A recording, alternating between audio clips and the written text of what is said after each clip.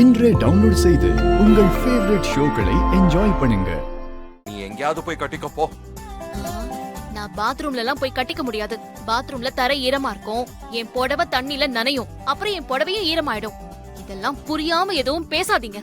ஐயோ ஐயோ கடவுளே. ஹலோ, நான் புடவை கட்டணும், வெளியே போங்க. உன்ன ஏய், என்னை ஏமாத்தி கல்யாணம் பண்ணி வீட்டுக்குள்ள வந்தது மட்டும் இல்லாம இன்னைக்கு என்ன என் ரூமை விட்டு வெளியில அனுப்ப பாக்குறியா? உனக்கு என்ன பண்றேன்னு பாரு. ஏய் விஷால், விஷால்,